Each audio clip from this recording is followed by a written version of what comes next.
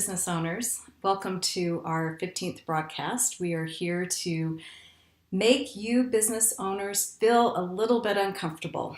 And so welcome. Thanks for joining us. I'm sure that's exactly what you want today. You want to feel a little uncomfortable.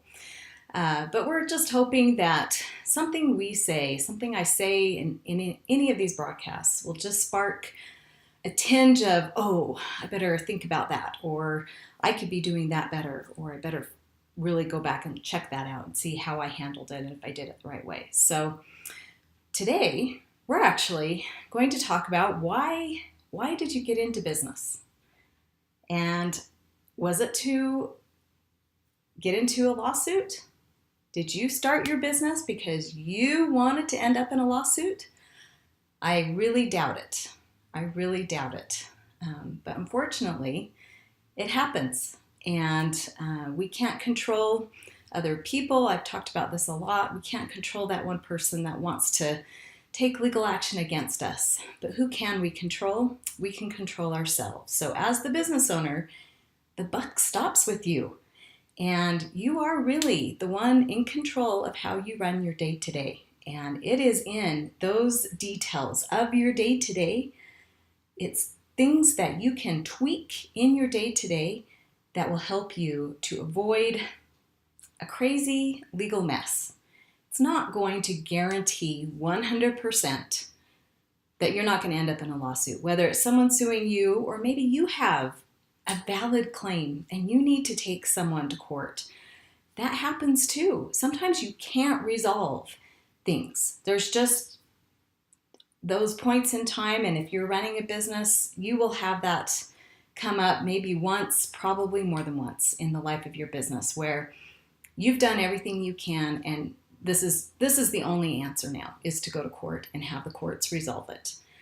So we don't want to get there, but if we are careful in our day-to-day, it can hopefully make that experience a little less painful, money-wise, emotional. If it affects you emotionally, it affects your how you run your business, the dynamics at your business with how you deal with clients and customers and your employees, and it can take time to get it resolved. So if you want more information about how to, I think that sometimes we jump to filing a lawsuit too quickly. So be careful before you do that. And if you're at a point where you've got some misunderstandings and you think that is your next step, please go back and watch my broadcast called Stop, Talk, and Listen. Just please watch that before you take that next step, because once you do, everything changes with that relationship. So you want to be careful too. Okay, so we're going to talk about the things you can do if you want to get sued. So I'm kind of taking a twist on this. And of course, you don't want to get sued. You don't want to end up in a legal mess. So let's just flip it around and see what is it that you can do if you want to get sued. Let's take a step back. As a business owner, you are dealing with lots of different things. You're wearing lots of hats, and yes, you can't know all the legal obligations you are under. There's just no way with whatever type of business you're in and how many things you have going on. There's no way for you to be up on every single thing. So you have to find a way to have good resources, a business attorney like us, a CPA, an accountant. You've got to have good resources to go to figure it out. And so you don't get caught blindsided. That's what we want to avoid. We don't want you to be blindsided because you can't claim, oh, I didn't know, so give me a pass this time. That's not going to work. As a business owner, you don't get free passes. If you get a claim filed against you for a violation, they're going to pursue it. They are not going to say, oh, sorry, you didn't know. I really feel bad that you didn't know, so we're not going to hold you accountable. I wish, but that's not what we're talking about today. So in reality, it's interesting to me because there are certain claims that small businesses find themselves in more than others. So of all the lawsuits that a small business is involved in, 30% of the claims involve breach of contract. So it's a misunderstanding that went crazy and couldn't get it resolved and you end up in court. 40% of all lawsuits you are involved in are dealing with employee issues.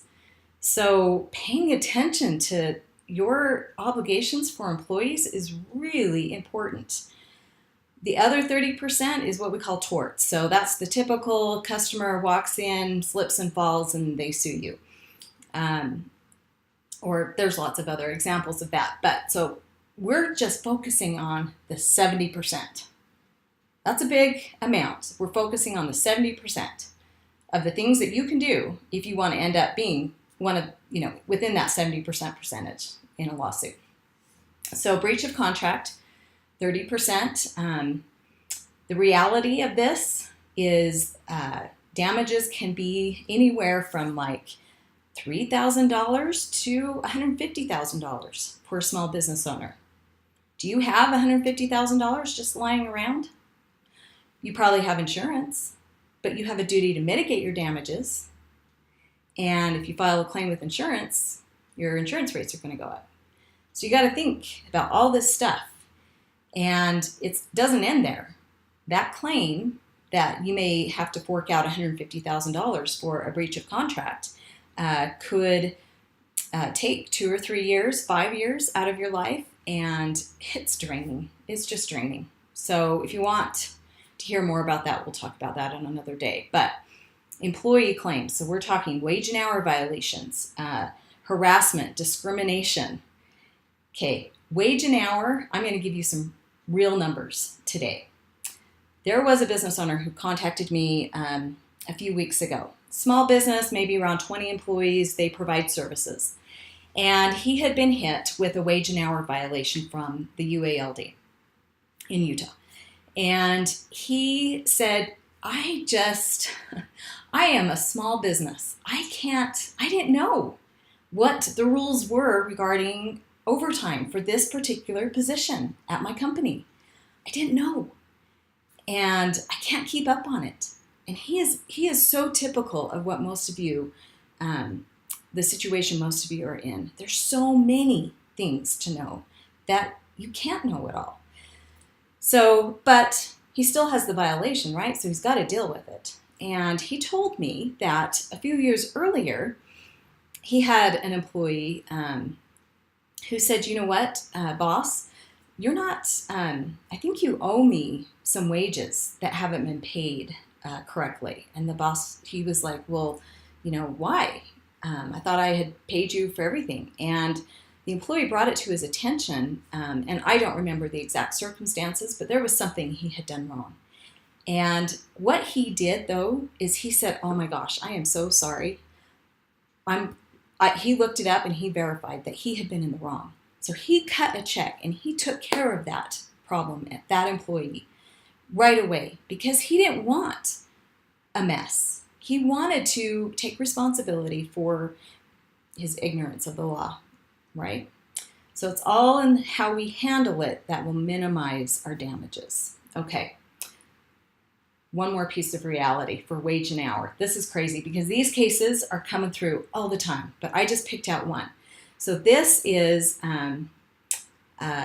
last year, the UALD awarded $1 million in violation money damages to employees for wage violations from Utah employers.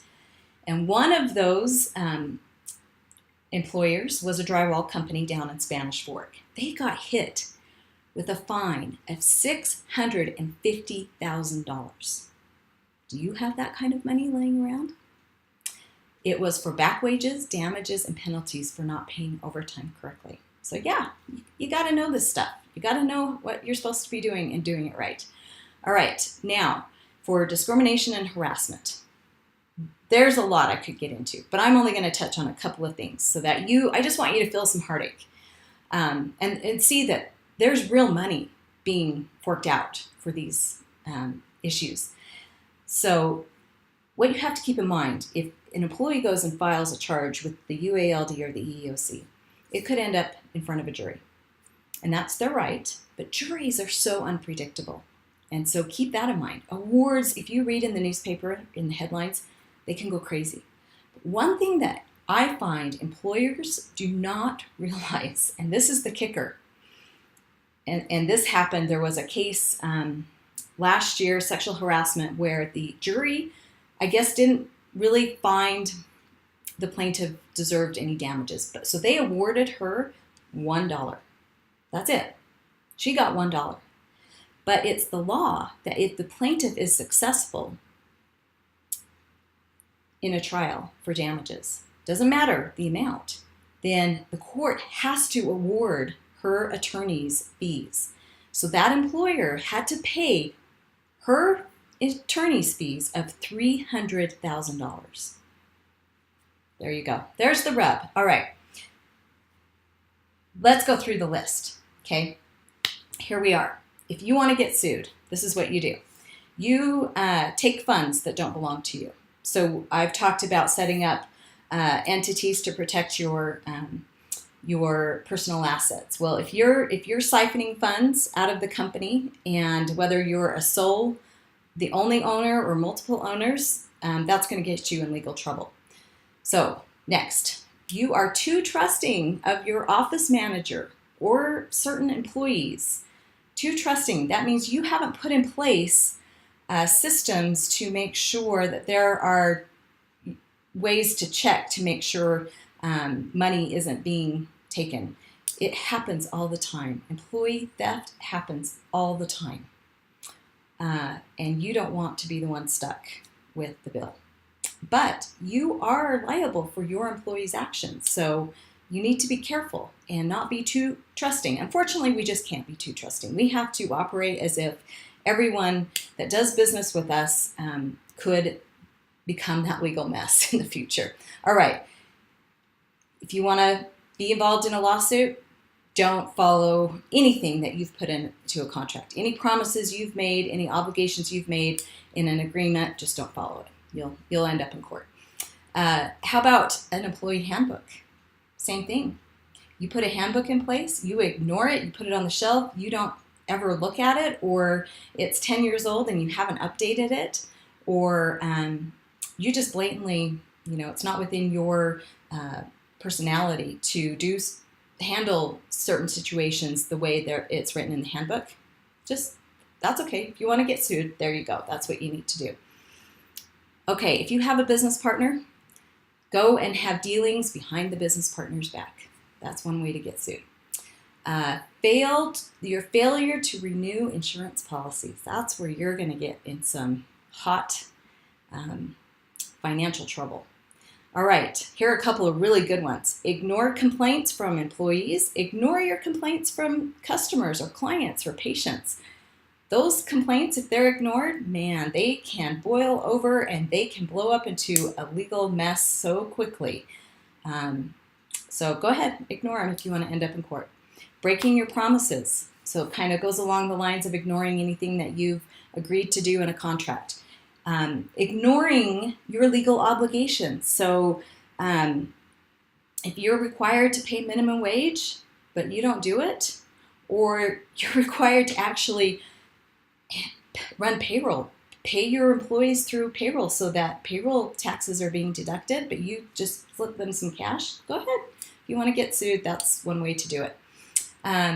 So failure to pay payroll taxes, pay income taxes, failure to not train your employees, or let's ignore cybersecurity threats. That's a really great way to get sued. So there you go. There's my list. If you want to get sued, I just gave you the ways to do it.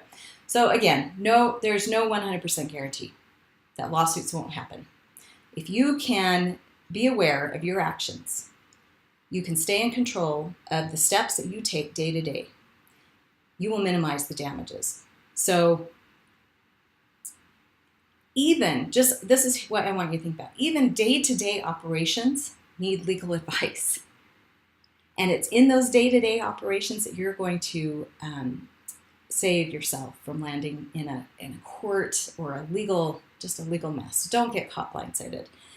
Pay attention to the things you can do differently in your day-to-day. So everybody is going to be different with the type of business you run, your management style. You've got to figure out for yourself to avoid a legal disaster. Identifying legal issues early so they don't become expensive legal problems later is the key. So here's my question that I'm going to end on for you today. What's the price of doing things right from the beginning versus the cost of doing it wrong? Thanks for joining us. We'll see you next time.